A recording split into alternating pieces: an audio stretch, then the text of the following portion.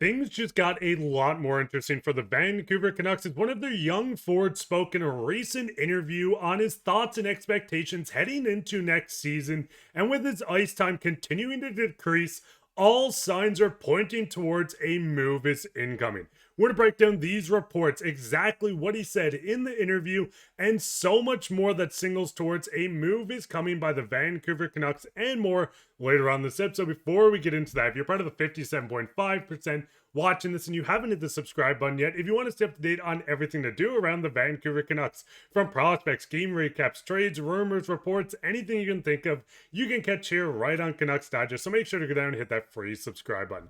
But with that, let's just hop straight into this, where we did see on X, Twitter, whatever it's called nowadays, Nils Aman did speak out in a recent interview. I am, as you say, 25 years old. Now, going into this, Aman spoke on a lot of things. The first thing being on his expectations last season and what the Canucks want to do this season. We had a hope of making the playoffs, so now we have a very big desire for revenge for next season to clinch a place there. Now, we know the Vancouver Canucks failed to make the postseason. What was a disastrous season after moving on from JT Miller, Carson Soucy, and many other pieces. The Vancouver Canucks failed to make the playoffs after pushing the Oilers in the second round just the year previous. Now, Nils Aman is an interesting one. I do like him as a player, but season after season, his ice time has diminished. 68 games, he put up 16 points in his first season with the Canucks. Second season, 43 games with 7 points. And last year, just playing 19 games, which is 1/3 of his first season and half of his second. Nils Aman is a very interesting piece. Someone that is trying to fight for a spot in the NHL,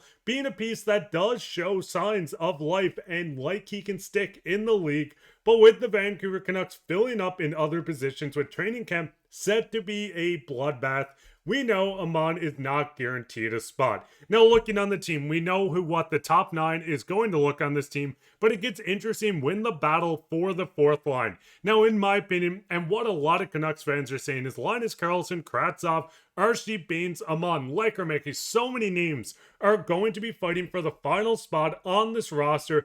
And if Aman does not come out as the piece in this on the fourth line, there could be changes incoming. He goes further in to say, I am, as you say, 25 years old, and it's clear that I want to become an established NHL player, to stay there, which is the big goal. Now, when falling back once again, only playing 19 games and playing 36 for Abbotsford, he has yet been able to, since his rookie season with the Canucks, put an established role within this team, and things are really starting to heat up as once again, Aman is saying that, yes, I'm 25 years old.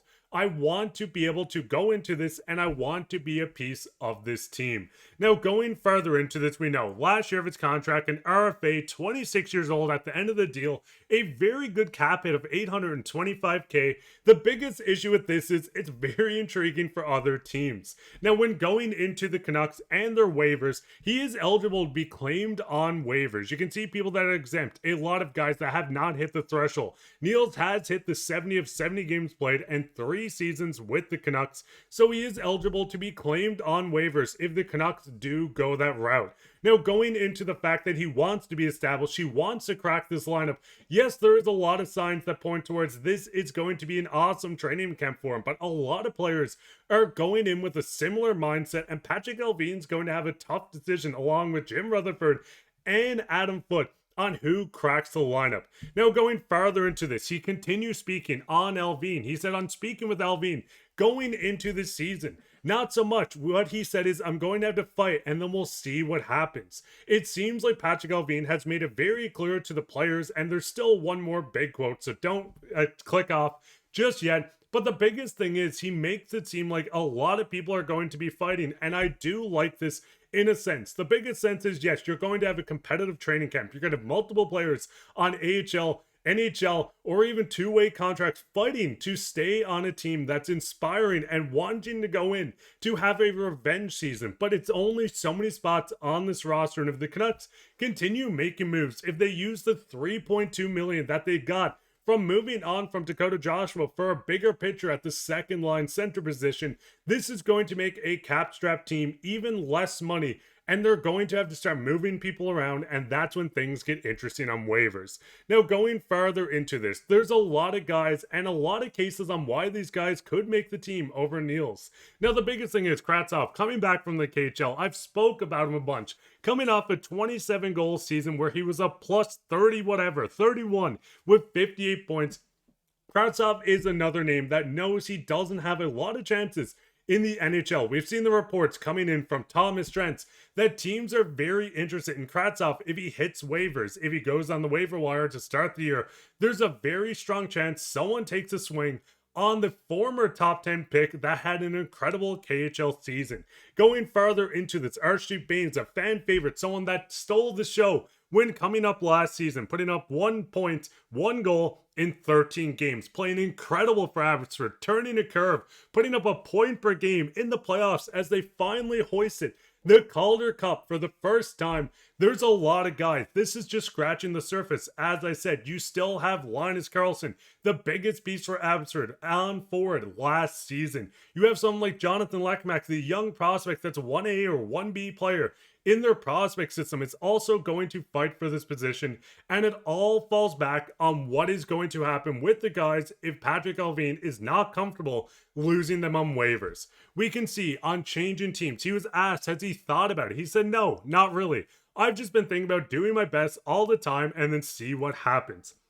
Now with Nils, the biggest thing is he doesn't have a lot of choices. If he does not make this NHL team, there's a chance he can be an extra forward within this group. You can use him as an extra center, an extra winger. He's a utility guy with not the best face-off percentage, but someone that you can plug and play within the bottom six.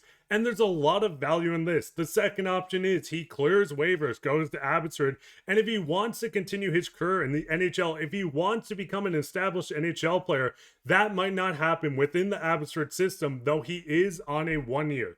But with this being an RFA, he does have rights the Canucks own going into the end of the season. So if he feels, if his agent feels, if all signs are pointing towards he's not happy going to Abbotsford, if he clears waivers, there could be a trade in the works. Allvin can do this during training camp. He could do this before the season started. But the big thing is someone with the experience around the league, as soon as I can find it, having 130 games, having 30 points, playing within systems, and on a very reasonable and controlled contract. This is going to be intriguing for a lot of teams as they're looking for these type of players to plug into their bottom six. And the Vancouver Canucks are sadly looking for a top six or middle six center that can fill in the team. And this is where Aman could be on the move. But what's your guys' thoughts on this? What is your thoughts on him speaking out? Do you think he's ready to become an established NHL player? Where would you play him within the lineup? If he does crack, is he someone that you could see make this team over Linus Karlsson or someone else? Let me know down in the comments. Right down there, leave a like, subscribe, share this with your friends. We'll be back in another episode, so keep your eye out for that. But I've been your host, Mark. Bye, and take care, Canucks fans.